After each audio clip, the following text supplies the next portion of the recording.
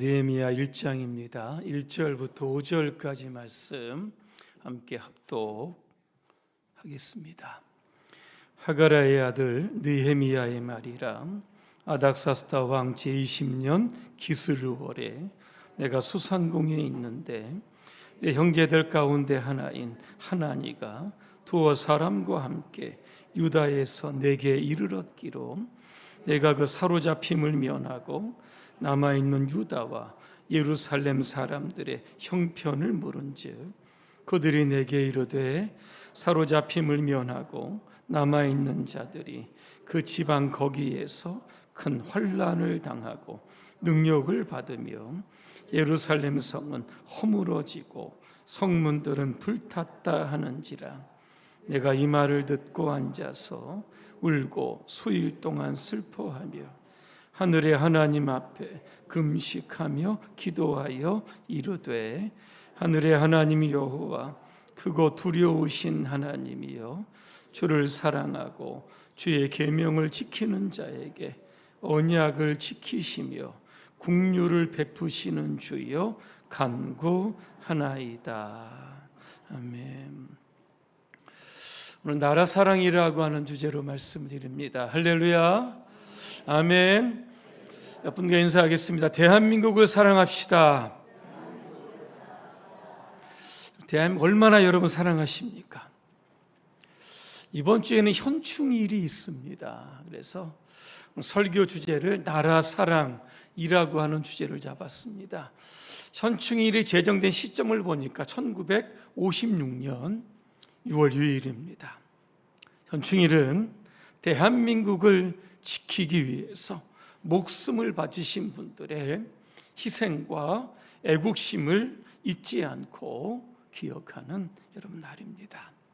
우리가 누리는 지금의 자유민주주의, 여러분 공짜가 아닙니다. 6.25의 포화 속에서 목숨을 던진 수많은 사람들의 희생물자의 결과로 인해서 우리는 지금의 자유를 누리고 있는 줄로 믿습니다. 우리 이번 현충일을 맞이해서 나라를 사랑했던, 나라를 위해서 목숨을 바쳤던 희생자들의 그 수고를 기억하고 감사해야 하는 겁니다. 그리고 우리 모두가 이제는 우리 후대에게 어떤 나라를 물려주실 건가, 그런 고민과 그런 기도와 그런 결단을 통해서 다시 한번 애국심이 우리 안에 고취되는 귀한 시간이 되기를 간절히 소망합니다. 이번 6월 3일 어떤 날인지 아시죠? 빨간 날인데 노는 날입니까? 그렇지 않습니다. 제9회 전국 동시지방 선거가 실시되는 여러분 날입니다. 제가 보니까 대통령과 국회의원 외에는 다 선출 여러분 하게 됩니다. 6.3 선거를 대하는 우리 크리스찬의 자세, 이것도 어찌 보면 나라를 사랑하는 방법 중에 여러분 하나입니다. 첫째는 지방 선거를 위해서 우리는 기도해야 합니다. 기도해야 하는 이유가 바로 디모데전서 2장 1절과 2절에 있습니다. 모든 사람을 위하여 특별히 임금들과 높은 지위에 있는 사람들을 위해서 기도하라 분명하게 말씀하고 있습니다.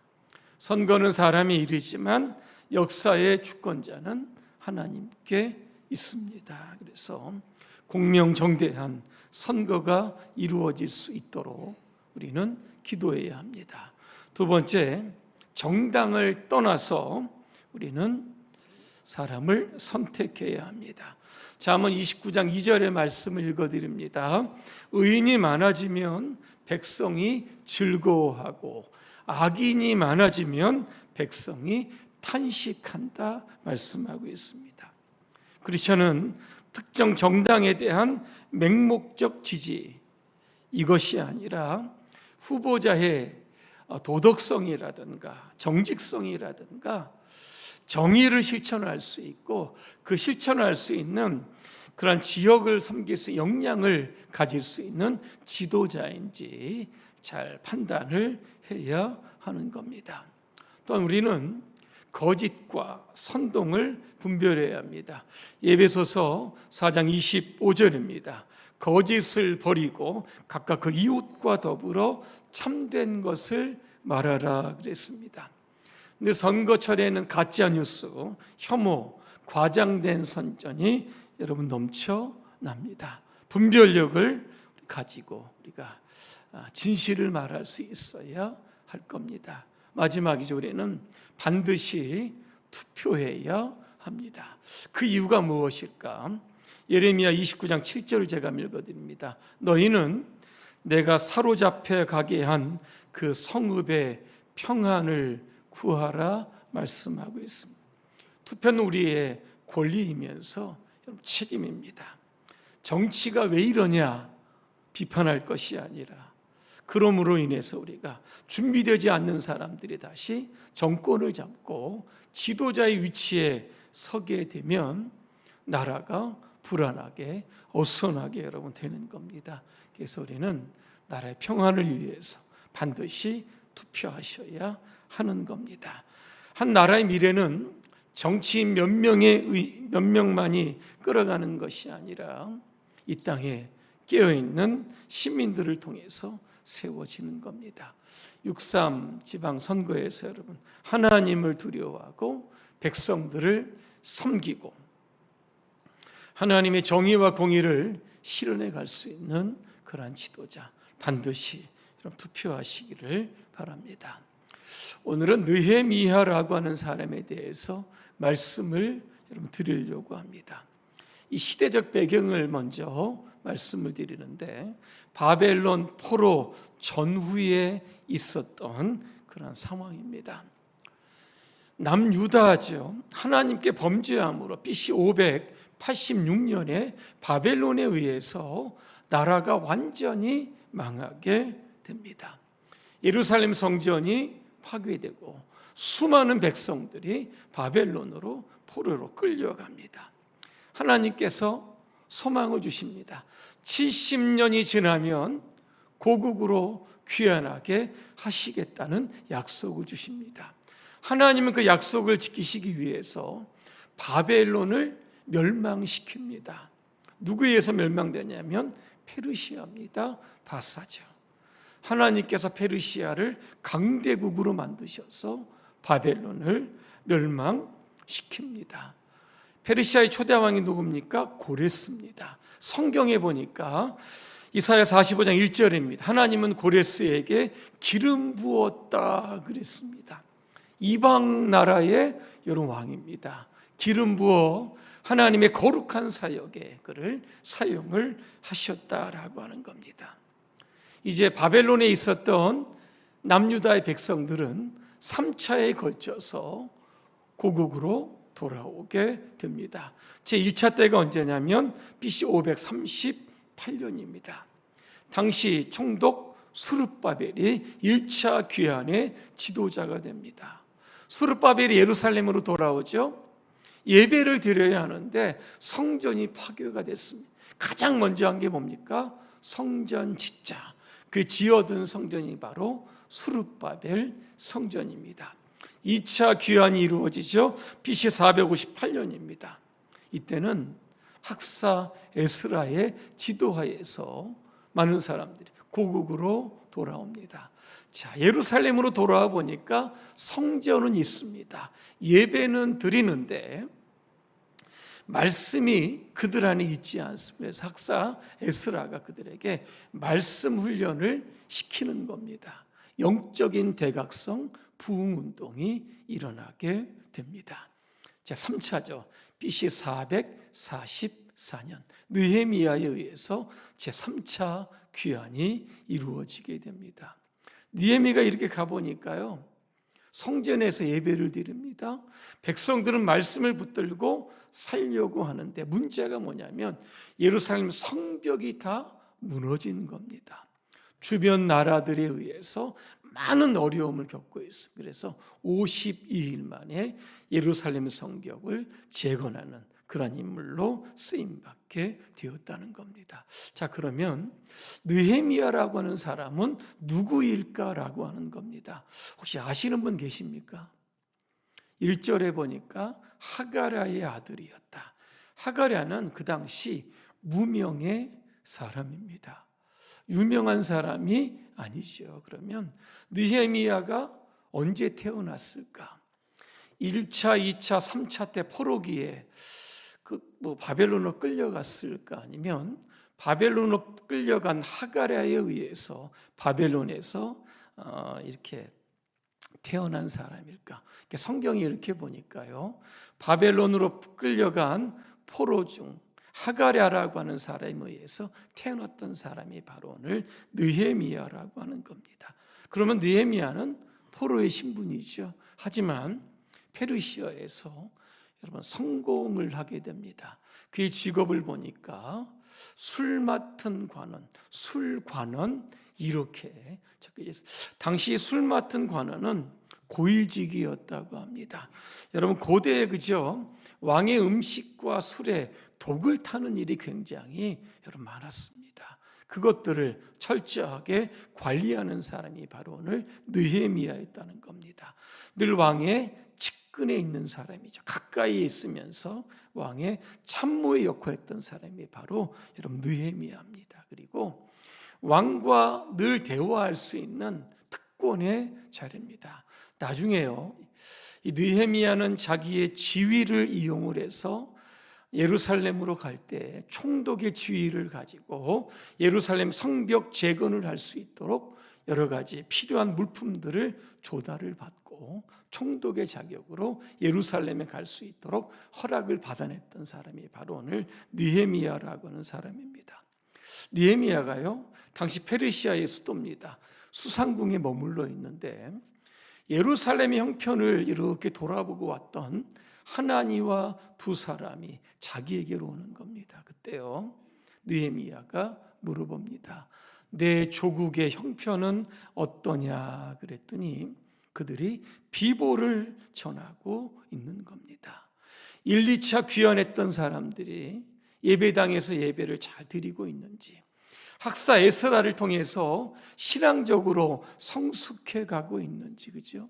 이런 문제를 물어보지만 뜻밖의 소식이죠. 큰 환난을 당하고 있다. 성벽은 보호의 기능이죠. 무너집니다. 그러다 보니까 주변 나라들에 의해서 잦은 침입으로 인해서 굉장히 생활이 피폐하게 됐고 환난 가운데 있었다 말합니다. 또 하나 능욕을 받고 있다 그랬습니다. 이겁니다. 하나님이 살아계시다고 하면 왜 성전이 파괴되고 성벽이 무너지느냐, 그렇게 이야기하면서 너희들이 믿는 하나님이 지금 살아있는 하나님이자, 그죠? 사람들이 계속 손가락질하면서 비방하고 정죄하고 능욕하고 있는 그런 상황입니다. 또 하나죠, 예루살렘 성이 무너졌죠. 성에는 그 당시에 문들이 있었습니다. 그 문들이 다 불탔다 그렇게 이야기하고 있습니다. 그로 인해서 수많은 어려움들을 겪고 있는 겁니다. 자, 이런 상황에서요, 느헤미야가 이 소식을 듣고 여러분 어떻게 반응하는지, 이게 바로 저와 여러분들이 나라를 사랑하는 방법 중에 하나입니다. 느헤미야가 있었던 곳 수상궁이죠. 예루살렘까지의 거리가 약 1400km 정도 된다고 합니다. 당시 말이나 낙타나 도보로 걸어갔을 텐데 기본 4개월에서 6개월 정도 걸리다고 합니다. 느헤미야가 이 소식을 들었을 때 아이고 이렇게 거리가 먼데 안타깝지만 내가 할 수 있는 것이 없다, 이렇게 무관심한 태도로 보일 수 있습니다. 또 하나는 1차와 2차 귀환이 끝난 때입니다. 3차로 가게 되는데 시점을 보니까 94년이라고 하는 시간이 흘렀습니다. 그러면 1차, 2차 귀환할 때 했던 사람 도대체 뭘 했냐? 성벽 재건하지 않고 도대체 뭐를 했느냐? 그들의 어떤 책임을 그죠 비난할 수도 있었는데 그렇게 하지도 않았습니다. 그들이 하지 못한 걸 내가 누구라고 나라고 할 수 있겠느냐, 이렇게 하면서 책임을 회피할 수도 있었는데 그렇게 하지 않았다는 겁니다. 느헤미야 여러분 반응을 한번 보시기 바랍니다. 구경꾼도 아니고 비난자도 아니었습니다. 그는 울면서 하나님께 금식하며 기도했던 사람입니다. 어느 정도 울었을까 이렇게 보니까 기스르월에 울었는데 2장에 보니까 니산월에 그쳤다. 11월 달부터 울기를 시작합니다. 봄까지. 우리나라로 이야기하면 겨울부터 시작해서 봄까지 그는 앉아서 울었다 이야기하고 있습니다. 무엇 때문에? 조국의 형편, 무너진 조국을 생각을 하면서 그는 통곡하며 울었다라고 하는 겁니다. 민족의 아픔을 마치 자기 자신의 아픔처럼 느끼면서 앉아서 4개월 동안 울었습니다. 그리고 나서 그는 여러분 금식합니다. 금식이 뭡니까? 음식을 금한다. 어떤 종교적 형식에 따라 그는 음식을 금한 것이 여러분 아닙니다.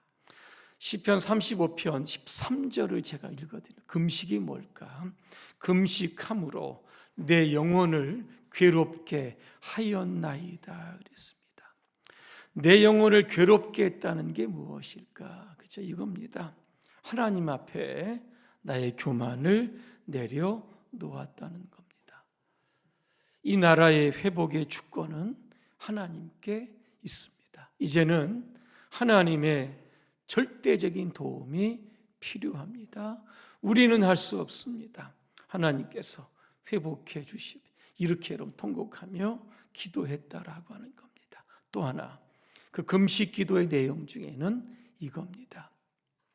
나라가 멸망한 것은 남유다 백성들이 하나님을 떠나 우상 숭배한 겁니다. 느헤미야가 조상들의 죄를 마치 자기가 지은 죄처럼 통곡하며 기도를 했다는 겁니다. 그들의 죄가 나의 죄인 양 하나님 앞에 여러분 기도한 겁니다. 나라 사랑의 길은 그리 어렵지 않습니다. 뭔가 위대하고 큰 일을 하면 될 것 같은데 그냥 주저앉아서 나라의 전체적인 상황을 보면서 우리는 하나님 앞에 통곡하면 되는 겁니다. 나라의 문제가 마치 나의 문제처럼 끌어안고 기도하는 사람들, 이게 바로 나라를 사랑하는 여러분 길입니다.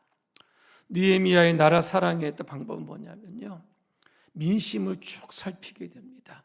자기가 섬긴 아닥사타 왕에게 제가 예루살렘에 다녀오겠다 그랬더니 허락을 해주는 겁니다. 그리고 성벽 재건에 필요한 물품을 조달해 주겠다 허락을 받습니다. 그러면서 예루살렘에 옵니다. 그러면서 밤중에 무너진 성벽, 불탄 성벽이 어디에 있는지 세밀하게 혼자서 조사를 다 하면서 성벽 재건에 대한 프로젝트를 짜고 있었다라고 하는 겁니다. 백성들을 만나서 이야기합니다. 야, 이제 늦지 않았다.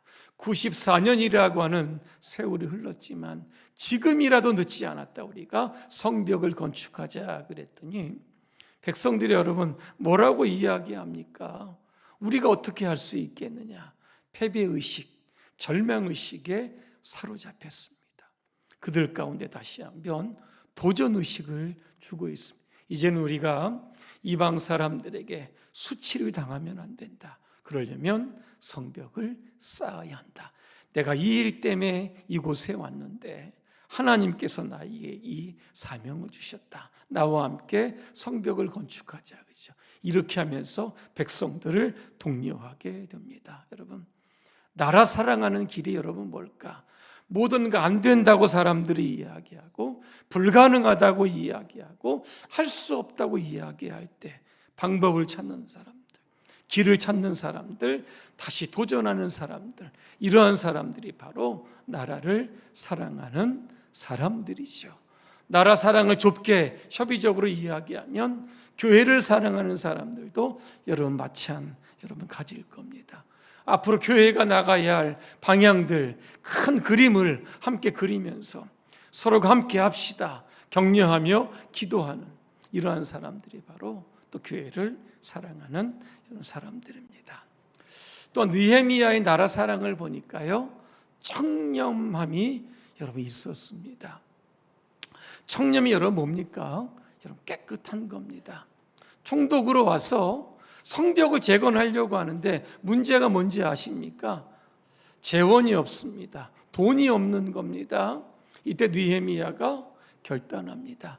내가 앞으로 12년 동안 총독의 녹을 받지 않겠다, 이렇게 이야기합니다. 총독의 녹이 뭐죠? 백성들이 세금으로 낸 그러한 생활비 여러분 아니겠습니까? 내가 받지 않겠다 그래서 느헤미야 5장에 보면요, 성벽 재건하는 사람들 위해서 오히려 느헤미야가 자기의 재산을 여러분 각출합니다. 그러면서 그들을 먹이는 장면도 오늘 나오고 있습니다. 교회를 섬기는 사람들 바로 아마 이러한 사람들일 겁니다. 예수님 말씀하시죠. 내가 세상에 섬김을 받으려 온 것이 아니라 섬기러 왔다. 나라를 사랑하는 사람들은 그죠? 자신의 것을 희생하며 섬기는 사람, 이게 진정한 지도자가 여러분 되는 겁니다. 또 하나 느헤미야는요, 느헤미야 5장에 보니까 이전의 총독들을 보니까요, 백성들로부터 양식과 포도주를 취했다, 은 40세계를 탈취했다, 이런 얘기도 나옵니다. 그리고 총독의 부하들이 백성들을 압제했다라고 하는 말이 여러분 나옵니다. 권력을 이용을 해서 그죠? 세금을 착취하고 노동을 강요한 겁니다. 근데 느헤미야는 결단합니다. 나는 이렇게 하지 않겠다. 그 이유가 뭔지 아십니까? 성경에 보니까 나는 하나님을 경외함으로 이같이 하지 않겠다 그랬습니다. 하나님을 경외하면 권력을 함부로 사용하지 않는 겁니다. 또 하나 느헤미야에 보니까 이제 성벽을 막 지어가는데 보니까요, 외교적인 마찰이 시작이 되는 겁니다.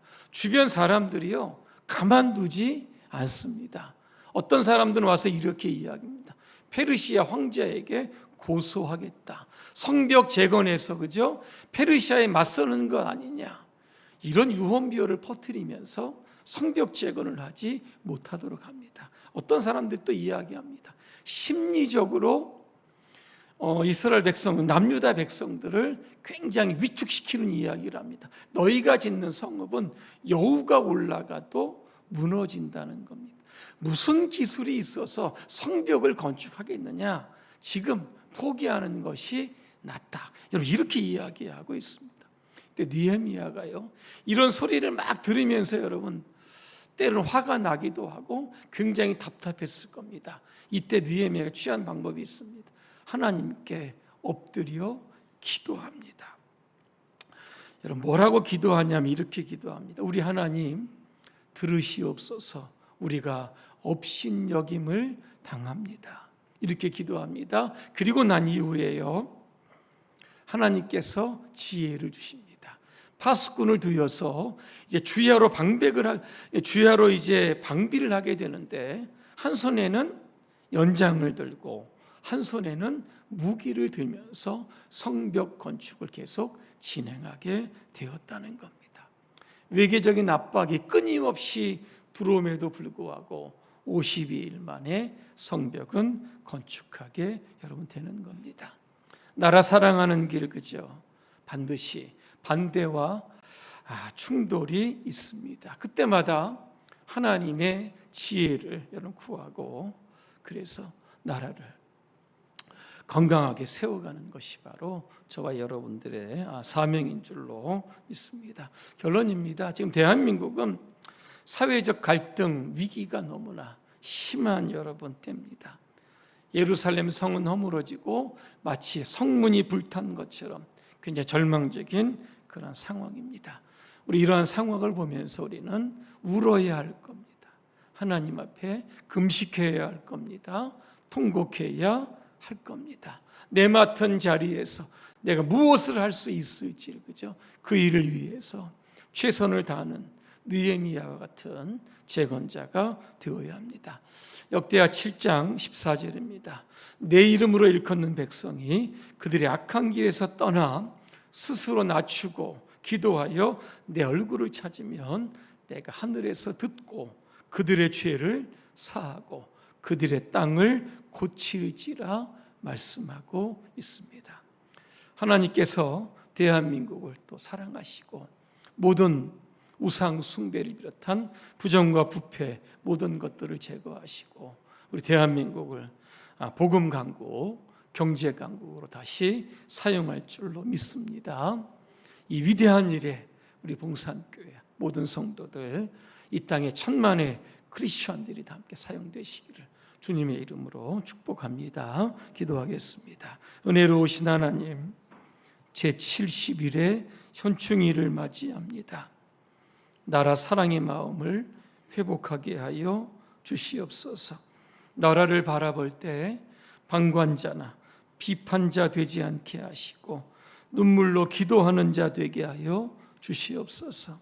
내 자리에서 정직하게 청렴하게 할 수 있는 일 잘 감당할 수 있도록 우리 모두를 축복하여 주옵소서. 예수님의 이름으로 기도합니다. 아멘.